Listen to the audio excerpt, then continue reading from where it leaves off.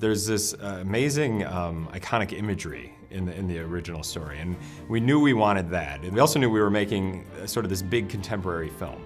And so that small story needed to be huge. Rapunzel had to be smart, dynamic, really driven, and you know, she has to be the engine that drives the movie, but she has a very limited worldview, and that's where Flynn Rider comes in. Comment ça va? Moi, c'est Flynn Rider. We kept trying to find ways to flip the characters and try to make them different than you might expect coming into the movie. You know, Flynn is, instead of being a handsome prince, he's a handsome thief. And Rapunzel is not sort of a shy princess waiting to be rescued. She's this very dynamic, kind of quirky girl that you might feel like you know. And Gothel may be one of the smartest Disney villains ever, which is great. Sais-tu ce que je vois? Je vois une jeune femme ravissante, pleine d'assurance et d'énergie. Tu es là, toi aussi? Yeah, it's true. At Disney, you get to work with the best in the world, and that includes, you know, Alan Menken, amazing composer, amazing songwriter, you know, just talent coming out his ears.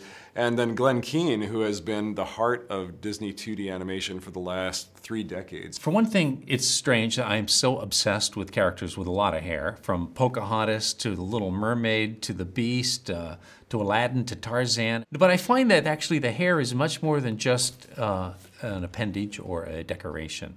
It's actually a symbol of a problem the character has to overcome. For Rapunzel, it's about this potential.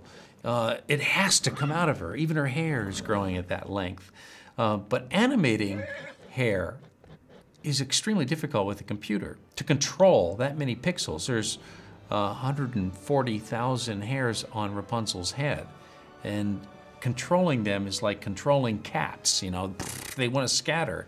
We never could have done that before without the influence of hand-drawn, bringing a subtlety and an organic feel to the animation. I was just amazed at what the animators were able to do in this film. We tried to bring the best of 2D into a 3D world. The big extra that 3D brings to this film is that it's always used to tell the story. It's not just in there for the novelty of it.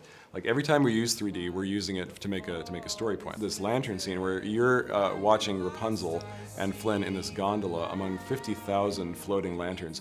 The 3D puts you in the boat with Rapunzel. You become a part of that scene, and it really involves you like nothing else can. We love hilarious movies. We love movies with, you know, giant action roller coaster type sequences. And we love movies with a ton of heart and emotion.